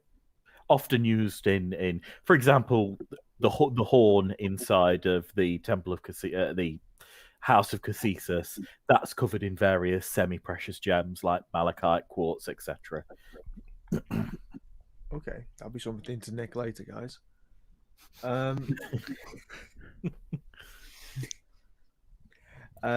She says this is a good example, but this type of gemstone isn't expensive. Right. She says if you have a ruby this big, however, I'd be definitely interested in it. Can I just get turned? What do you think to this hand? She looks disgusted. Excellent. She says, "Put that thing away." What's wrong with you people giving me? And she takes out one of these silver screaming faces, and she says, "That hand, this image. What's wrong with you people?" And she puts it down. She says, "You're one of those priests of necks, aren't you?" Yeah, well, yes. Well, I was so expecting you to go, "Yes, pleased to meet you," and go. The thought did cross my mind. I thought, no, not this time. I'll sell my gemstone to her. I think. Sorry, Bryce. She looks a bit afraid when you say yes. She starts to go a bit quiet, and she says, "Well, everyone has their place in the great cycle of life. And when your ends, I may just bury you." She looks frightened. She says, "I'm a Cassius woman," and she takes out a symbol and she stuffs it away. She says, "Cassius will have my soul, Cassius willing," and she puts her hands together. Unless Nex gets you first. Oh my lord! Do you say that? It's Giles. What do you think? Yeah. That's okay. Okay, she shudders and she says, I think we're done, gentlemen. Thank you very much for the goods." No. See you I soon. just think no, ignore them, guys. Can I sell this gem to you, please? Yeah. She nods and takes it. So 19 was it? 19 silver. 19 silver, yeah.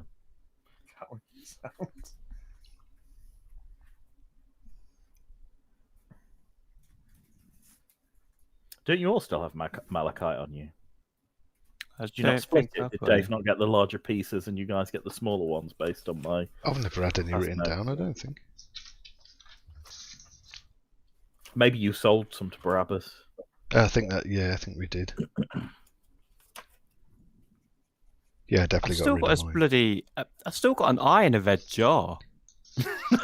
You've still got that? Yeah. Pull that out. Yeah, she wants to buy that. Lee's completely uncurious about the monster living in his backpack. Oh, I forgot it's about not that. I'll have to unleash it on someone at some point. I'm sure. When we let it out, did it start bouncing it and like just trying to get inside me or something? I can't quite remember. I might have to look at that. So you had a difficult engagement with it. You don't know a lot about it though, do you? No, I'm saving it for when I meet a higher skilled cleric. Cool. Saying that, you've leveled up since having it, haven't you? Yeah. What are we now? Level 3? Yeah. Mm-hmm. Yeah. So you can attempt another knowledge check on it, Lee, at some point, if you like. Okay. Do you mind if I do that right now? Back to front of this lady. Are you going to take this jar out in public? I really want to say yes. I really want to say yes. I'll wait until we're back at our resting place later on. Well, shall we head up to this House of Casesis? Yeah, of course. Just before we do, sorry to be a pain in the ass. It's all right. That's fine. Just before we do, what are these guys up to over here? They are dock workers carrying crates, so they're coming up from the dock that you see. They're unloading from boats and putting them there. So that they're just shifting crates, and there's a guard there. I don't know if you want to just shout or chat to someone. Sorry, what were you going to say? I was just going to say, can I shout over Ulf and just be like, do those crates look familiar to the ones you were telling us about? I don't know, do they? Usual crates. I mean, most crates look similar, but actually, yes. Oh, okay. Yes, they do. All right, cool. Very similar. In that case, then, should we have a bit of an investigation as to where these crates are coming from, where they're being imported from? Can I have a quick, lovely chat with this gentleman here with a crossbow? Yeah. So the guy with the crossbow is a town guard, and he looks at you and he nods as you approach him. What's up? He nods. Cool. I'll be like, where are you getting your stock from? Where's this all coming from? This looks well stocked. I'm just here to guard the market, mate. You want to talk with the dock workers themselves. I'm just here to make sure people stay honest in the market. Cool. Is it okay if I get past you, have a quick chat with this gentleman over here? You don't shoot me. He just nods. Cool. I'll have a quick word with this guy over here if I can. He is sometimes mostly sitting down, but sometimes he's putting a crate on the carton wagon. And as you approach, he nods and he says, "Could you help me with this?" Sure thing, man. No worries. Yeah, so you take the other side of a particularly heavy crate and you help him lift it onto it. And he says, "Thanks." I'll be like, oh man, that was heavy. What's in that? He says, "Food." What kind of food, man? It's heavy for food. It's what is it, grain or? He says, "Pastry." Pastry. He nods. He says, grain for pre-made pastry."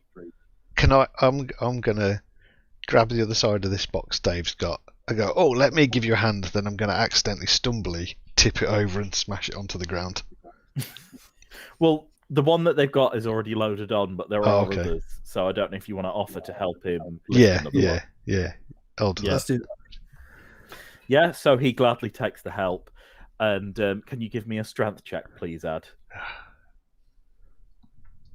My strength was my...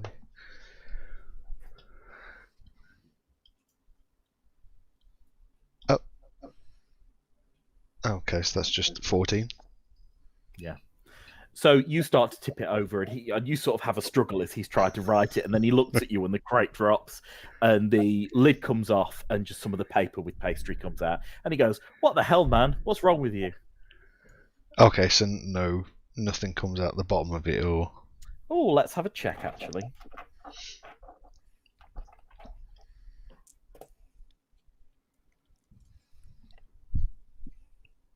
Yeah, false bottom comes out. There's some meat on the floor.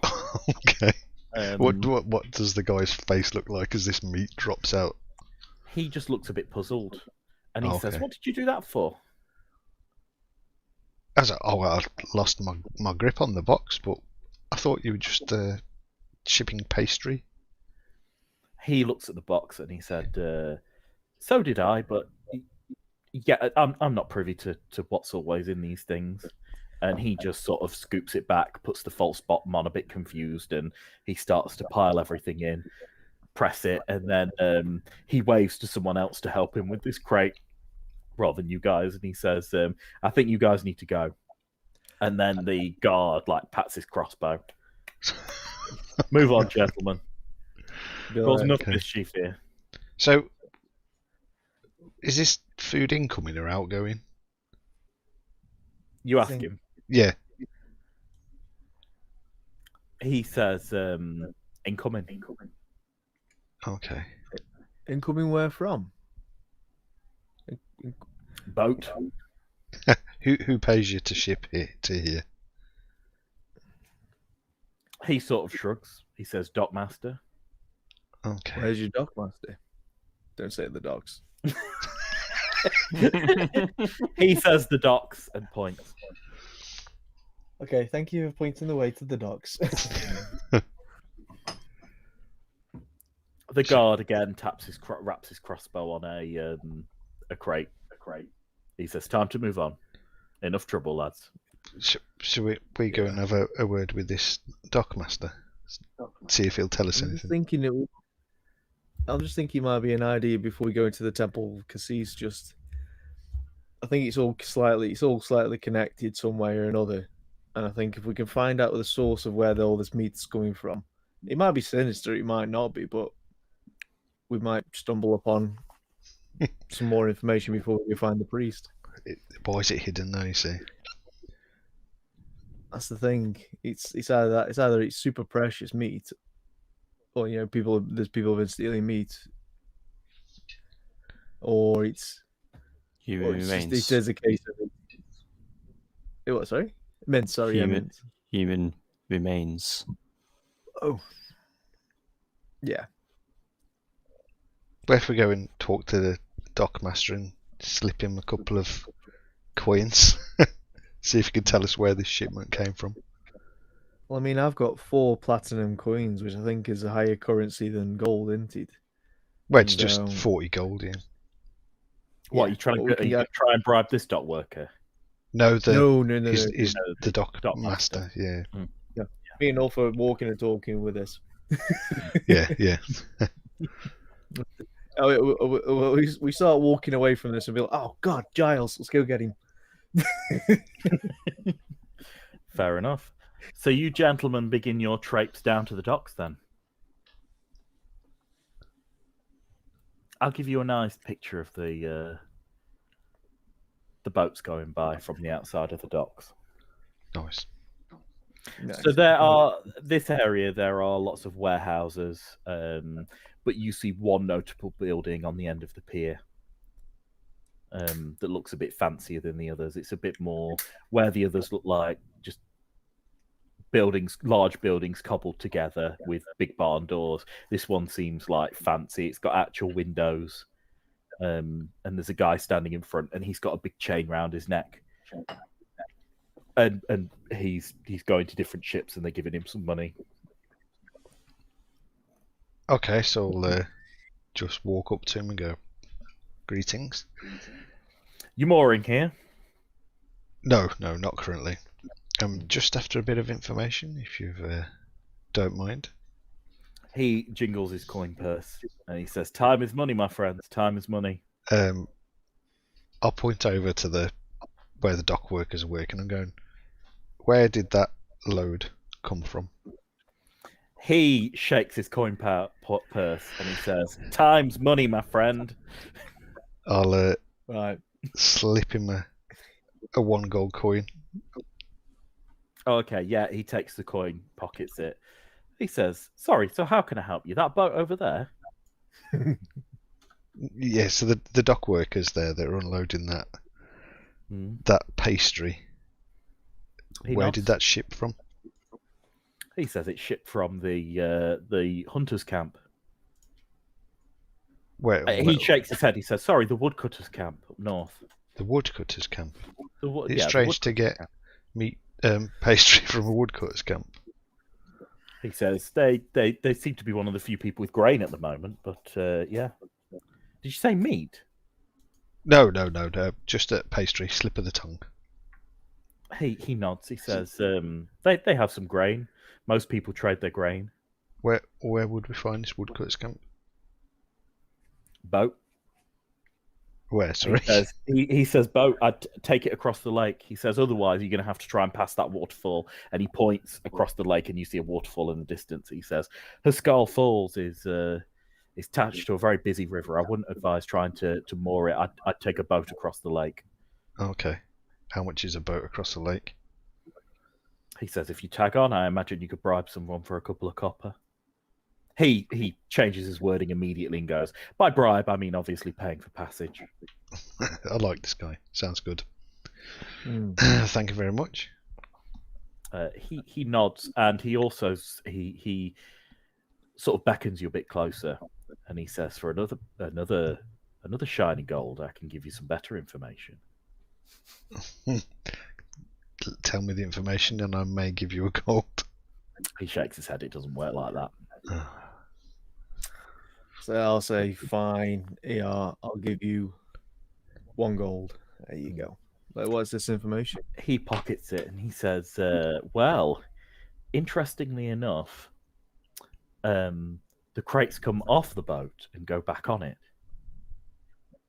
Eh? What? They don't go anywhere from the dock. They come off the boat onto the dock. He says these people moored in about 3 days ago with the same. And now I don't know if they're preparing the pastry here, but they had the same crates. They stuck them in the warehouse. They put them back on the boat, and then they put them straight into the market. He says those crates have been on that boat twice since being here. Which warehouse did he go into? He says, I believe the registered warehouse is here, and he takes out a map and he sort of counts across, and there's numbers on it, and he says, 4th warehouse from the town. So do these crates usually ship back out again then? Full? He says, no, they come here, they take them off the ship, they put them back on the ship, and then they take them off the ship again to sell. What? That seems very strange. Which ship? Could you point me to the ship? He points, and it's the one that they're unloading and taking to the marketplace that dock worker was unloading. Oh, okay. Into the obvious wagon. Yeah. He says maybe they're prepping the pastry. I don't know. Oh. So either something's happening on the ship or it's happening in the warehouse, isn't it? I say we check out the warehouse. It's easier to get into the warehouse than into the boat at the moment. With all the people going on it. We might be able to have a scout. Worth a look. Right, at night, be less people around. Are you having this conversation openly in front of him? No. Shall we say, oh, thank you for your time? I'm like, I'll say to him, say if we wanted to get into this warehouse to have a look around, could you get us in there? He strokes his face. He says, maybe I could do a spot check inspection, but you guys would need to. I wouldn't want to do anything illegal, mind. Maybe if you guys. He sort of taps his nose and he says, 20 gold, and I could fill out the right requisition forms for you gentlemen to be temporarily in my employ, at least for an evening. shall I say, a bit of extra help for the inspection. Shall I? At that point, shall I just turn around to him and be like, well, "Here's 2 platinum coins." Yeah, he immediately reaches out his hand and goes for the platinum coins. And I just before he takes me, like, Paperwork. You're going to keep us safe, and you're not going to backstab us. He says, "What do you mean by safe? We're just inspecting a warehouse." We're just investigating some strange things. Mm. Want to make sure everything's okay. And yeah, can we trust you? He says, "As much as you can trust a man who's taken 20 gold from a stranger to inspect a warehouse," but he sort of shrugs his head like that. He says, "You know, the more gold you give me, the more you can trust me." And he smiles. I'll give him. What do you reckon, guys? Shall I give him? Obviously, I need to give him these 2 platinum coins, and shall I give him some 4 gold coins as I well? would say you can have. We'll give you some more gold coins after we've inspected the place. Yeah. He nods. Yeah. He says it'll take 24 hours for me to get the relevant forms to the guard and get you guys signed in, and then we'll do a random spot inspection. Shall we say midnight tomorrow? Sounds good to me. Sounds good. I'll give him, Perfect. I'll give him the 2 coins and be like, "Can I have your name, please?" My name, I'm Dockmaster Gustav. Dockmaster Gustav. You can just call me Master Gustav. Master Gustav. Has he got a big moustache? He does actually. He's got a big moustache. It sort of goes into his mutton chops. Nice. I like it. But he's got a big long braid, which is the style in this area. But he's a chubby boy. Okay. He's got a big belly and a big coin purse. Yeah, I bet. Yeah. Excellent. I like the sound of that. Okay, so that's something. Shall we? I mean, what should we do now then, guys? I mean, what time is it?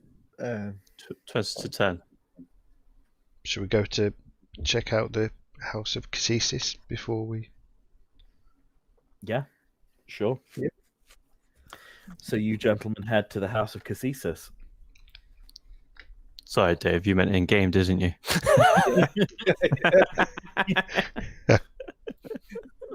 I thought you meant real time. Yeah. So the House of Cassis is completely open, but there are these large catacombs that you wind into. So you enter, and it's quiet. Can I get a perception check off everyone? Yeah. Oh dear, 13. Ooh.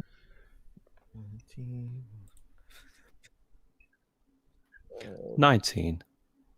24. Nice. You notice the walls are adorned with animal skulls, bows without string, broken arrows, and some wooden horns. They're just decorating all of these walls. And you enter the cloister.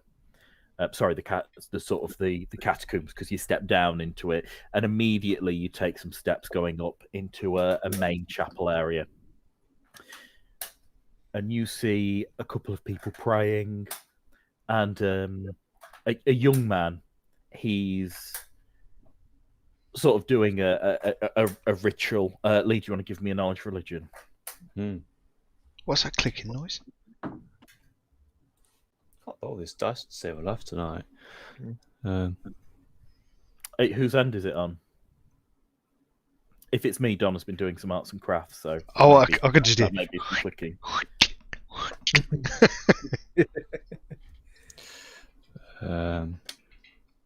16. Would you make anything nice?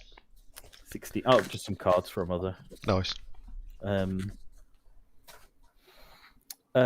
So you notice it as a mourning ritual, as in mourning, as in bereaved ritual. So it's he's praying for the departed, and it's a prayer he's doing for the family to look after them. And there's 3 people kneeling down and weeping. Okay. I share this with Angelus, and nothing to worry about here, lads. Okay. It's like, that's what you always say. Still alive. So is this like in the main? Yeah, this is Chapel the area, main isn't it? area. Yeah, so it's kind of an unusual entrance. You've had to go down into the catacombs to come out into the main area. It's a strangely built building. Okay. You've kind of had to go via the basement. Okay. Do we want to just take a pew, as it were, wait for this ritual to finish? Yeah, it doesn't take much longer. There's a prayer, and there's praise Caessus, the hunter. May you forever hunt in the afterlife, and blah blah blah.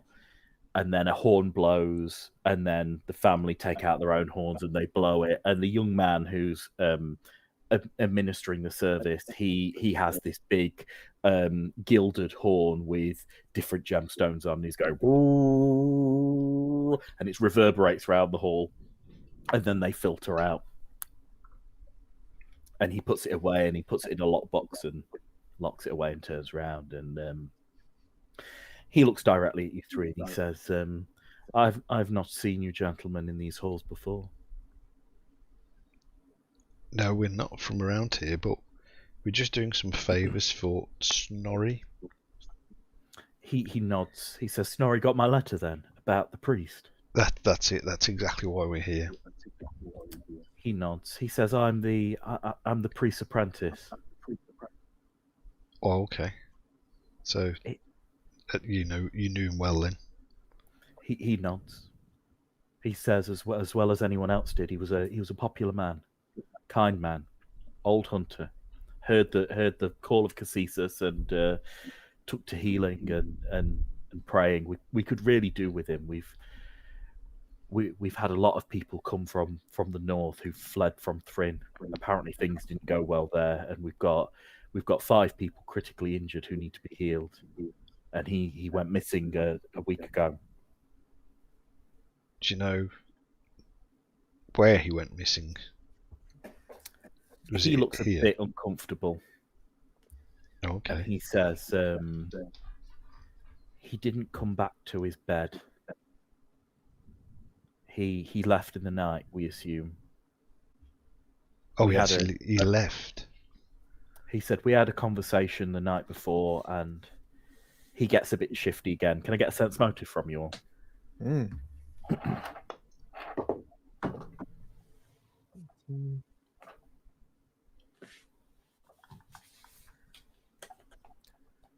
20.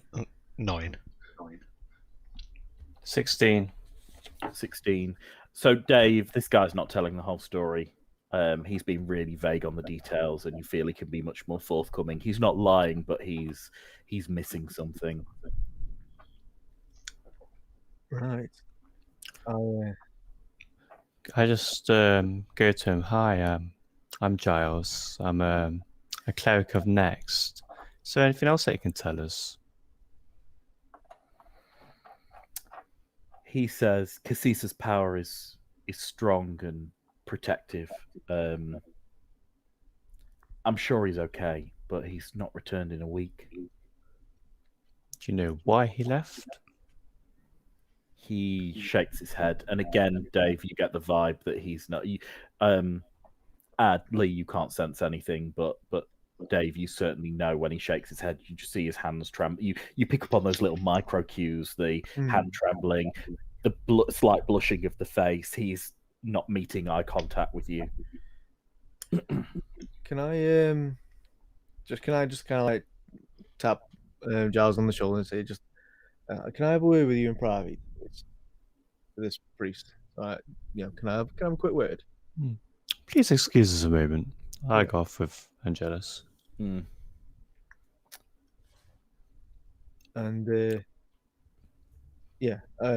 wait, who am I with now? Am I with you now, Giles? Yes, we walked off You said you Right. wanted the word. Yeah, that's fine. I just say to him, like, I don't think this guy's telling the whole truth. Just feed that back to Ulf. I'm gonna have a quick word with this guy. I'll see what I can find out. But I think you're making him a little uncomfortable. A priest of necks in the middle of someone else's temple. Yeah. I was trying to intimidate him, to be fair. You can roll Sure. and intimidate if you like, Lee. Ooh. Yeah, why not? Let's go back up and Yeah. let's see. If You're in a good position to. This quick question: that elixir of truth, is that just one use? Yes, but for 10 minutes you get. They have to tell the truth for that period of time. Yeah. Intimidates 15. 15. So he shudders and he says, "Please don't kill me. I didn't hear the call like the priest did. I'm just an apprentice. I need to get in touch with it. I can't heal. I can't cast spells. I just administer the service here." He says, "Please don't kill me." I don't want to kill you. He says in the most sinister voice ever. I just want the truth. He looks to the ground and he says, he went to the dwarven camp, but he didn't want to tell anyone. Oh, why would he want to go to the dwarven camp? They've been here for a while, and before Frecky left, he said that no one could go to the camp, and if anyone did, that it would be the penalty of death. The dwarves are here from Bjornheim, and they're here without sanction. They're mining here without the agreement of the three Loxon brothers, and we've been told not to trade with them. We've been told not to go to them, but the priest heard they had injured, and he decided to go, and he's not been back since. Okay. He'd be in a lot of trouble if people knew where he went. Is there any way anyone else would know he'd gone there? He shakes his head. He only told me. And I swore I'd keep it a secret, and I've broken that. And you see a tear roll down his face. I'll just go, son, you have nothing to worry about.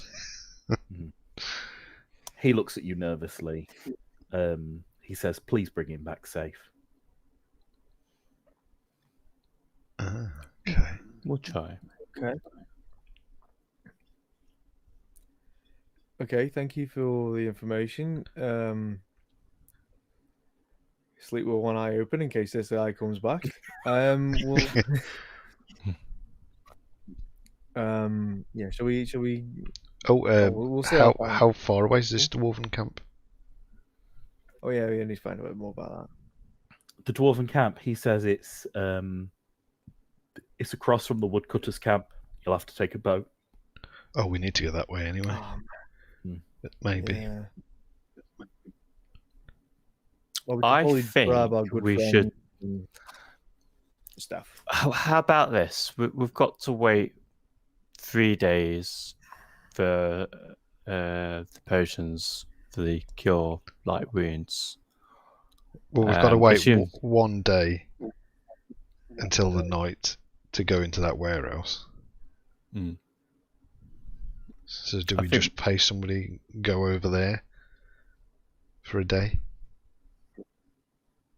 Well, my thoughts this as we go after we've got the potions. Should we run into any damage?